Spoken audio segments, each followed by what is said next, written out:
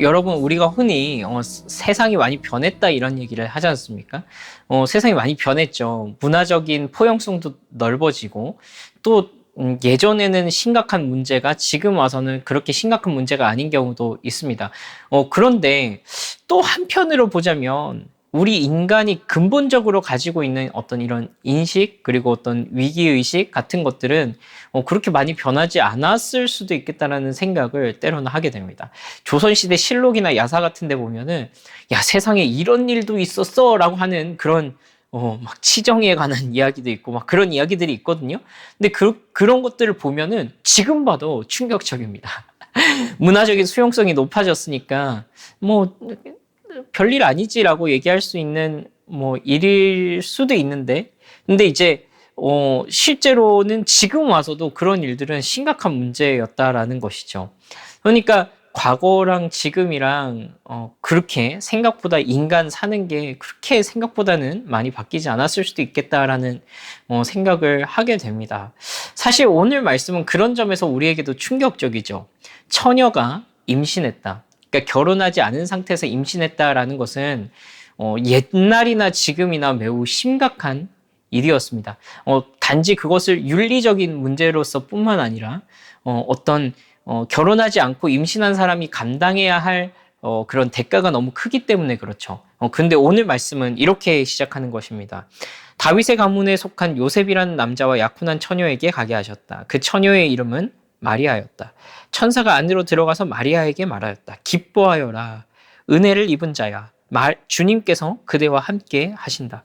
마리아는 그 말을 듣고 몹시 놀라 도대체 그 인사말이 무슨 뜻일까 하고 궁금히 여겼다.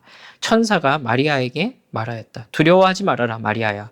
그대는 하나님의 은혜를 입었다. 보아라, 그대가 잉태하여 아들을 낳을 터이니 그의 이름을 예수라고 하여라.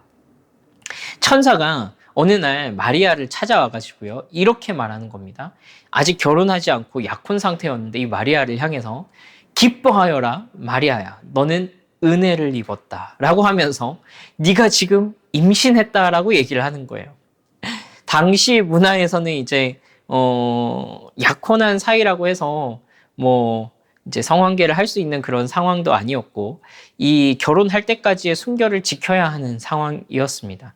그러니까 다른 남자와 잠자리를 하면 안 되는 상황이었죠. 굉장히 엄격하게 그것이 율법적으로도 그렇고 사회 통념적으로도 그렇고 지켜지던 시기였습니다. 근데 그 상태에서 천사가 나타나서 마리아에게 기뻐하라고 말하는 겁니다. 장난합니까, 하나님? 지금 처녀가 임신했는데 기뻐하라뇨. 은혜를 입었다뇨. 어떻게 그런 말씀을 하실 수 있습니까? 내 인생 이제 망하게 생겼는데 어떻게 해야 됩니까? 라고 해야지 좀 정상일 것 같은 상황인데 천사가 나타나서 이 마리아를 향해서 기뻐하라고 말하고 은혜를 입었다라고 말을 하는 것입니다. 여러분 생각해 보시면요, 요즘에도 이것이 심각하기 때문에 사실 이 TV 프로그램에 고딩 엄빠라는 프로그램 요즘 방영을 하고 있잖아요. 거기서 이제 아직 청소년 시기에 있는 친구들 중에 이제 임신을 하게 되어서 아이를 낳아서 키우고 그것을 감당해야 하는 그들의 현실 삶에 대해서 좀 우리에게 보여주는데, 어떤 잘 감당하는 친구도 있고 그렇지 않은 분들도 있지만 어쨌건 간에 그들이 그것을 감당하기 위해서는 엄청난 대가를 지불해야 하는 것을 우리가 오늘 세상에서도 볼 수 있죠. 여러분, 당시 마리아의 나이가 전승이나 어떤 당시의 문화로서 이렇게 추정을 해보면요, 약 만 13세에서 16세 정도, 그러니까 한 중학교 1학년에서 고등학교 1학년 정도밖에 되지 않는 굉장히 어린 여자 소녀였단 말입니다. 이 어린 여자 소녀에게 천사가 나타나서 네가 임신했다, 축하한다 라고 말하는 이것은 어마어마한 일이었습니다. 굉장한 재앙이었습니다. 왜냐하면 율법에 따르면 혼인하지 않은 상태에서 임신을 했다, 이런 상황이다라고 한다면은 자칫 돌에 맞아서 죽을 수도 있는 그런 상황이었습니다. 그러니까 율법에 따라서 처단을 당할 수도 있는 그런 상황이었다라는 말입니다. 당시 이제 마태복음에 보면요, 이런 이제 구절 속에서 이 남편이 될 사람, 그러니까 약혼남이었던 요셉은 이 마리아의 임신 사실을 알고 가만히 파혼하고자 했다라고 기록하고 있습니다. 왜냐하면 약혼한 상태에서 이 여자가 나와 잠자리를 하지 않았는데 임신했다는 사실이 알려지게 되면 바람핀 것으로 간주해서 율법의 처단을 당할 수도 있기 때문에 제 파혼을 통해서 이 여자가 어떤 불의한 일을 통해서 그런 임신했다거나 이런 식으로 이제 이 마리아를 보호해 주려고 했던 그런 장면도 등장하게 됩니다.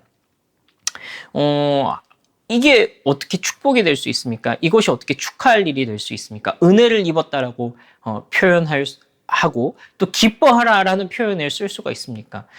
마치 이런 것들을 보면요, 하나님이 이 어떤 대의를 위해서 이 예수라는 이 분을 이 땅 가운데 오시게 하기 위해서 한 인간의 존재의 인생이 완전히 망가져도 상관없는 것처럼, 아니 어떻게 이렇게 폭력적으로 한 어린 소녀에게 이렇게 일하실 수 있지라는 생각이 들기까지 합니다. 그런데 하나님께서 오늘 이 말씀을 통해서 우리에게 보여주시고 또 각 사람에게 교훈하시는 부분이 있습니다. 하나님께서 우리의 기대와는 다르게 우리의 삶 가운데 충분히 일하시고 또 하나님께서 그 일을 통하여서 전체 하나님의 대의를 위해서 개인을 소멸해 가시는 방법이 아니라 어떻게 한 사람을 설득해 가시고 그 하나님의 일하심을 보게 하시는지를 확인하게 합니다. 오늘 말씀을 통해서 그것을 확인하게 되기를 바랍니다. 여러분, 오늘 우리가 함께 읽었던 말씀을 통해서 우리가 첫 번째로 발견하게 되는 사실은요, 하나님은 내가 기대하지 않은 방식으로 일하시기도 한다는 사실입니다. 오늘 제목과 같이, 설교 제목과 같이 내가 기대한 방법이 아닙니다. 때로는 당황스럽고 때로는 당혹스럽고 때로는 내가 예상하지 못한 방식으로 하나님께서 이것을 일하실 때가 있다는 사실입니다. 여러분, 우리가 분명히 알아야 할 것은요, 우리가 하나님을 신앙하고 하나님을 믿는다고 하여서 하나님께서 내 욕망이나 어떤 내 욕심을 채워가는 방식으로 일하지 않으신다는 것입니다. 그러니까 여러분, 우리가 솔직하게 말해서 우리가 조금 더 솔직해져서 하나님을 믿는다라고 했을 때, 우리가 처음 이 신앙으로 진입할 때는 우리가 그런 마음이 있죠. 어려운 일과 또 어떤 수고로운 일, 또 우리 삶 가운데 당면한 문제를 하나님께서 좀 즉각 좀 해결해 주시고, 예수를 믿는 것 때문에 내가 돈도 많이 벌고, 예수를 믿는 것 때문에 내가 높은 자리에 올라가고, 뭔가 내 인생이 잘 풀리기를 기대하는 그런 마음이 없지 않아 있는 것이 우리의 종교성입니다. 우리의 본능입니다. 그런데 오늘 말씀을 통해서 확인하는 것은 하나님께서 한 사람에게 역사하실 때 꼭 그런 내 욕망을 채우는 방식으로 혹은 내가 기대하는 방식으로 일하지 않으실 수도 있다는 것입니다. 때로는 이것은 받아들이기 힘든 일로 드러나기도 합니다. 이것은요, 많은 그 믿음의 선배들이 겪어왔던 것입니다. 제 인생 속에서도 일어났던 것입니다. 여러분들 인생 속에서도 일어났던 것입니다. 여러분, 이런 불평을 우리가 때로는 하게 되잖아요. 하나님, 내가 하나님 잘 믿으려고 했는데 왜 이렇게 내 삶에 이런 일이 일어납니까? 하나님, 내 삶에 어떻게 이런 비극이 찾아올 수 있습니까? 라고 하나님 앞에 반문하게 되는 때가 있잖아요. 그런데 분명한 사실은 현실로서 신앙하는 것이 꼭 우리에게 긍정적인 일들만 일어나게 할 것이다라는 이 막연한 어떤 그런 기복적인 환상을 우리로 하여금 깨트리게 하는 것이 오늘의 본문이라는 것입니다. 여러분, 그런데 한번 돌아보십시오. 우리의 인생 가운데 일어났던 그 어려운 일들, 지금도 감당하기 힘든 일들, 어쩌면 하나님의 존재를 의심할 수밖에 없게 만드는 그런 일들이 우리 삶 가운데 일어났을 때 그것이 나를 소멸하는 방식으로 일어나는 것이 아니라 하나님께서 그걸 통해서, 그 사건들을 통해서 우리를 자라게 하시고 우리가 하나님 앞에 서게 하는 그 일들로 나아가게 하시는 그러한 은혜를 보게 된다라는 것입니다.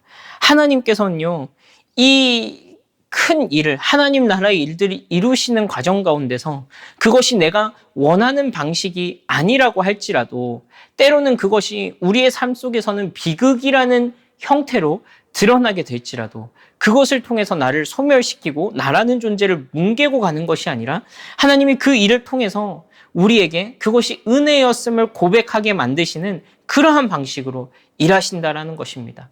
오늘 말씀에서 천사가 마리아에게 나타나서 은혜를 입은 자여 라고 한 말은 그저 어떤 하나님 편에서만 은혜인, 내 편에선 전혀 받아들일 수 없는 그런 조롱과도 같은 그런 나를 더 분노하게 만드는 그러한 말이 아니라 하나님께서 그 모든 고통의 과정과 이 모든 내가 의도하지 않았던 그 방식들을 지나서 그것이 은혜였음을 고백하게 하시는 그 자리로 가게 하겠다는 하나님의 약속인 것입니다. 그렇습니다. 그래서 오늘 이 말씀을 통해서 우리가 두 번째로 확인하게 되는 것이 있습니다. 그것은 바로 하나님께서 이 우리가 기대하지 않았던 이 방식을 살아가는 과정에서 우리가 하나님의 약속을 붙들도록 하게 하시는 그러한 과정으로 나아가게 하신다는 것입니다. 여러분 말씀에서 이렇게 하고 있습니다. 28절에서 30절 말씀에 천사가 안으로 들어가서 마리아에게 말하였다. 기뻐하여라. 은혜를 입은 자야. 주님께서 그대와 함께 하신다. 마리아는 그 말을 듣고 몹시 놀라 도대체 그 인사말이 무슨 뜻일까 하고 궁금히 여겼다. 천사가 마리아에게 말하였다. 두려워하지 말아라. 마리아야. 그대는 하나님의 은혜를 입었다. 여러분, 천사가 나타나서 계속해서 이것이 하나님의 은혜의 방편임을 계속해서 상기시킵니다. 은혜라는 단어가 계속해서 등장합니다. 여러분, 이 천사가 나타나서요, 이 마리아에게 더 성질을 돋구고 내가 원하지 않는 일인데 어떻게 이것이 은혜일 수 있습니까? 라는 그 마음을 들게 하기 위해서 이 얘기를 한 것이 아니라요. 마리아에게 계속해서 이것이 하나님의 은혜의 손길 가운데 있음을 확인하게 하심을 통해서 하나님께서 우리가 겪어나가야 할 이 시간이, 우리가 받아들여야 할 이 시간이 우리 홀로 보내는 시간이 아니라 하나님의 은혜 가운데 있음을, 지난 시간 말씀처럼 하나님의 헷세드 가운데 있음을 상기시켜주는 것입니다. 계속해서 은혜로 함께 하겠다라고 말씀을 주시는 것입니다. 그러면서 하나님께서 약속의 말씀으로 이 마리아에게 주십니다. 30절부터의 말씀입니다. 천사가 마리아에게 말하였다. 두려워하지 말아라. 마리아야. 그대는 하나님의 은혜를 입었다. 보아라. 그대가 잉태하여 아들을 낳을 터이니 그의 이름을 예수라고 하여라. 그는 위대하게 되고 더없이 높으신 분의 아들이라고 불릴 것이다. 주 하나님께서 그에게 그의 조상 다윗의 왕위를 주실 것이다. 그는 영원히 야곱의 집을 다스리고 그의 나라는 무궁할 것이다. 여러분, 이것은요, 구약 성경의 약속의 성취입니다. 마치 이 400년 동안 침묵하셨던 하나님이 일하시기 시작했다라고 하는 사인이었습니다. 하나님께서는요, 이런 약속들로 이 하나님의 사람들을 안심시키십니다. 여러분, 이런 약속은요, 눈에 보이는 것으로 어떤 물증을 가지고 우리에게 꼭 주어지는 것은 아닙니다. 그래서요, 사실은 이런 것 가운데 하나님이 침묵하시는 것처럼 보이고 하나님이 그냥 던져만 놓고 책임지지 않으시는 것처럼 보이기도 합니다. 그런데 하나님께서 하나님의 사람들에게 이 약속의 말씀을 주심으로써 하나님의 뜻을 알리시고 그들의 마음에 이 약속이라는 것을 심어주시는 것입니다. 하나님의 총체적인 계획, 하나님의 이 크신 계획, 그것의 디테일에 대해서는 내가 다 깨닫지 못할지라도 하나님이 반드시 이 일들을 이루시고 선하게 하나님의 뜻을 이루어 가시겠다는 그 마음을 하나님의 사람들의 그 마음 가운데 주심으로써 우리가 그 소망의 끈을 놓지 않게 하시는 그런 은혜가 있는 것입니다. 우리 마음에 그런 불을 지피시는 것입니다. 뭔가 있어서가 아닙니다. 손에 잡히는 무엇인가가 있어서가 아니라 그냥 우리 마음에 하나님의 계획과 그분의 뜻이 이루어지기 원하는 그런 마음을 주시고 하나님의 말씀을 통하여서 그러한 확신을 우리에게 주시는 것입니다. 이것을 통해서 하나님이 우리 각 개인에게 일하시는 방식이 있습니다. 세 번째입니다. 이것을 통해서 하나님은 비로소 우리를 이 순종의 자리로 이끄시는 것을 보게 됩니다. 기대하지 않은 방법으로 일하시는 그 하나님 앞에서 마리아가 한 번도 그건 아닙니다, 하나님. 그건 내가 원하는 방식이 아닙니다. 하나님 다른 방식으로 해주십시오라고 말하지 않습니다. 하나님께서 주시는 은혜와 확신 속에서 마리아가 놀라운 고백을 하는 것을 보게 되는데요. 38절 말씀입니다. 마리아가 말하였다. 보십시오. 나는 주님의 여종입니다. 당신의 말씀대로 나에게 이루어지기를 바랍니다. 라고 고백하게 됩니다. 여러분, 이것이 하나님께서 우리로 하여금 순종의 자리로 인도하시는, 일하시는 방법입니다. 하나님의 약속과 뜻을 우리 마음에 품게 하시는 방법으로 우리를 힘과 어떤 권위로서 굴종시키는 방식이 아니라 사랑으로서 하나님 앞에 순종하게 하는 것입니다. 여러분, 때로는요, 우리는 이것이 얼마나 큰 대가를 치러야 하는지를 사실 미처 다 깨닫지 못하고 우리를 내던지게 합니다. 사실 저도 마찬가지고 또 우리 함께 하신 최 목사님도 마찬가지일 것입니다. 많은 주님의 사역자들이 그랬을 것입니다. 저는 이제 중학생 때 목사가 되겠다라고 결심을 했는데요. 하나님 앞에 내가 목사가 되겠습니다. 내가 하나님을 위하여 살겠습니다. 내 인생을 주님 당신께 드리겠습니다. 라고 했을 때 사실 그것이 진짜 무엇을 의미하는지, 그것이 진짜 내 삶에 어떤 헌신과 어떤 복종을 요구하는 것인지 저는 다 깨닫지 못했습니다.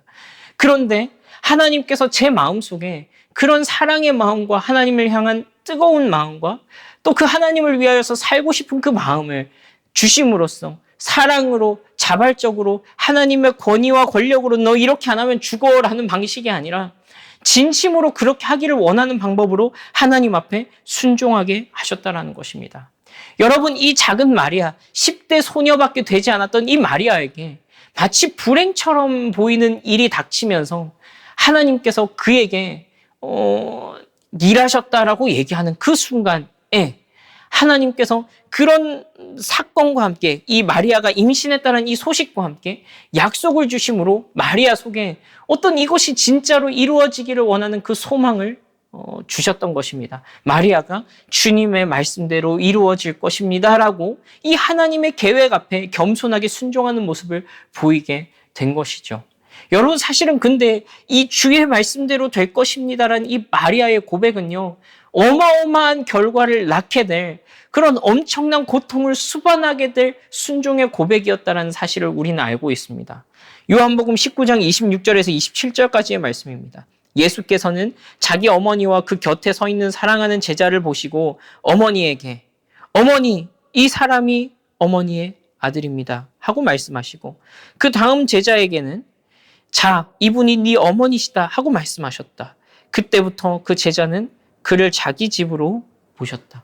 여러분, 이게 어떤 장면입니까? 네, 이 마리아는 그 사랑하는 아들이 십자가에서 하나님의 아들로서 만왕의 왕으로서 죽어가는 것을 눈으로 목격했어야만 했습니다. 말로 다 할 수 없는 찢어지는 고통을 당해야만 했을 것입니다.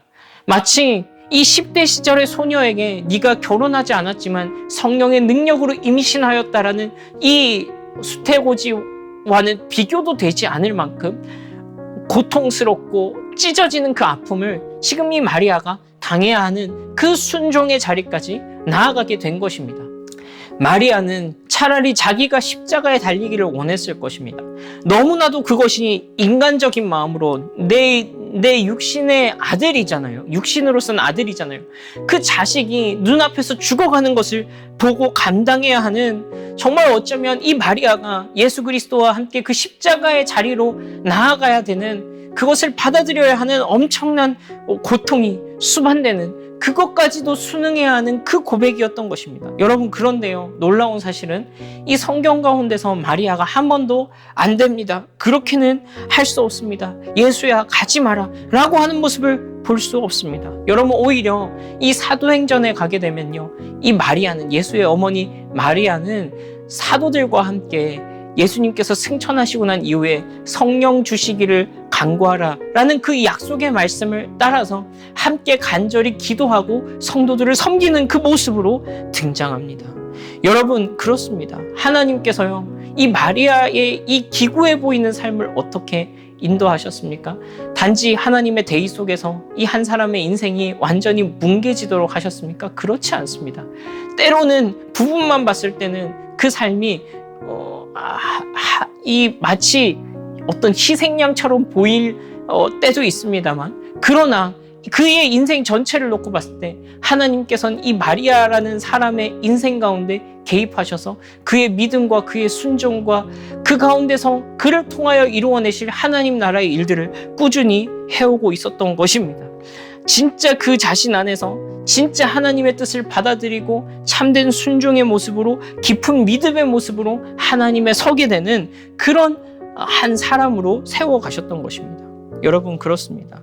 오늘 우리가 이 마리아의 모습을 통해서 내가 기대한 방법이 아니더라도 하나님께서 일하신 그 일하심을 내가 받아들이고 또 그것에 대하여서 주님의 말씀대로 이루어질 것입니다 라고 하는 그 믿음의 고백을 드리는 것. 여러분, 그렇습니다. 주님을 기다린다는 것은요, 사실 우리가 알지 못하는 중에, 우리가 그분의 계획을 다 깨닫지 못하는 중이라고 할지라도, 때로는 그것이 내가 기대하고 내가 원하는 방식이 아니라고 할지라도 그분의 약속을 받아들이고 그것 가운데 하나님께서 은혜 베푸시며 그것을 통하여서 내가 주님의 말씀대로 이루어질 것입니다 라고 고백하게 하시는 그런 믿음 가운데 서 있는 것임을 우리가 알아야 합니다. 여러분, 사실 우리가 예수님을 기다린다라고 하는 이 대림절의 메타포는요, 예수님은 이미 오셨기 때문에 이미 오신 예수님을 우리가 또 기다리진 않죠. 그러니까 이미 오셨던 그 예수님을 기다리는 기다림, 그것을 우리가 상기함으로써 우리가 무엇을 기다리면서 우리의 일상을 살아가야 하는가를 우리가 상기하는 시간이 바로 이 대림절 기간입니다. 예수님께서는 약속 가운데 이 땅에 다시 오시겠다라고 약속하셨고, 또 우리는 다시 오실 예수님을 기다리는 우리의 일상의 이 삶들을 통하여서 예수님을 기다리는 우리의 삶이 어떠해야 하는지를 다시 한 번 더 기억하는 것입니다. 여러분, 그렇습니다. 하나님께서 일하시는 일하심은요, 예수님께서 다시 오시겠다라고 하는 그 거시적인 이 구원의 약속을 완전히 이루시겠다라고 하는 이 거시적인 약속인과 동시에 그 가운데 그 약속을 받아들이며 그것을 순종하며 살아가는 우리들에게는 그것이 나를 소멸시키는 방식이 아니라 우리로 하여금 참된 사랑으로 그분의 말씀 앞에 순종하고 반응하게 하는 그런 방식으로 하나님 앞에 나아가게 되는 것입니다. 여러분, 그래서 우리가 기도해야 할 것이 있습니다. 그 약속 가운데 때로는 우리를 찾아오셔서 내가 기대하지 않는 방법으로 일하겠다고, 너 나와 함께 하겠니? 라고 말씀하시는 그 부르심 앞에 하나님, 우리가 하나님의 약속 또한 그 약속의 풍성함과 그 약속의 거대함과 그 약속의 아름다움과 그 약속의 정말 그 뜨거움을 우리에게 함께 보여주셔서 우리가 기쁨으로 사랑으로 그 가운데 순종하게 하시도록 우리를 인도하시기를 기도해야 할 것입니다. 여러분, 때로는 외적으로 보자면 이것은 분명히 하나님의 침묵하심 같아 보일 수 있습니다. 하나님께서 이렇게 될 거야 라고 던져만 놓으시고 아무런 책임도 지지 않는 것처럼 느껴질 때도 있을 것입니다. 그런데 그 속에서, 그 가운데서도 우리 속에 믿음의 일을 하시고 그 가운데 우리로 하여금 납득되지 않지만 주님의 뜻대로 이루어질 것입니다 라고 고백하게 하시고, 또 우리의 삶의 이 전체, 우리 그 모든 순간들을 통하여서 하나님의 나라와 그분의 뜻을 이루어 가시는, 참으로 예수 그리스도의 일하심을 기다리고 또 그분의 나타나심을 바라는 그 삶이 우리의 삶이 되기를 간절히 바라는 것입니다.